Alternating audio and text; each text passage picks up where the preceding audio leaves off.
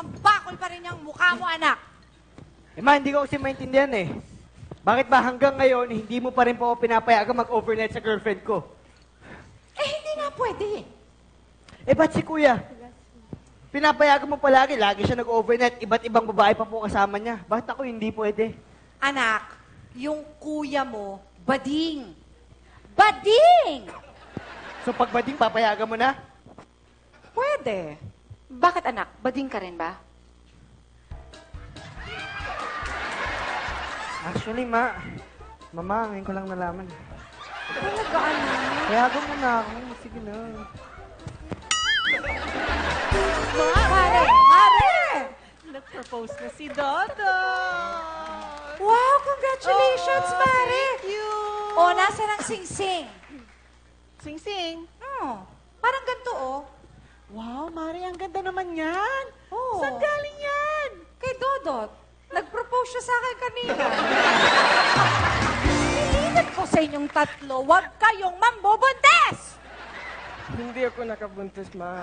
Ako rin, Ma. Wala nga akong girlfriend, eh. Ma, magpapari ako. So, imposible yun. Talaga?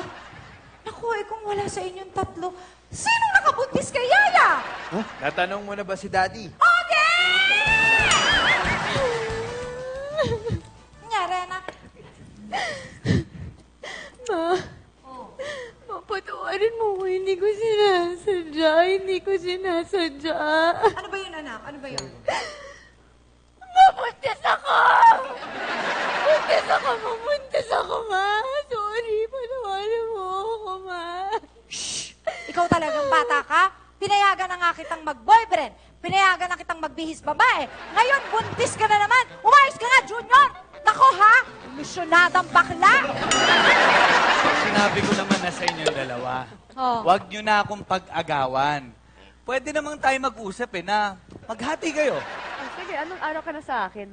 Monday to Thursday. Ganon? Friday hanggang Sunday ka lang sa akin? Hindi. Actually, weekends lang ako sa'yo. Except Friday. Sabado, Linggo? Hindi ako papayag niyan. Dito kay Sulen, 4 na araw, tapos ako, 2 lang. Grabe naman yun. Paano naman yung Biyernes? Nakanino ka? Nakanino ka ng Friday? Ano ba kayo? Kahit kami mga driver, kailangan din namin ng bakasyon. Kailangan din namin ng pahinga. Day off!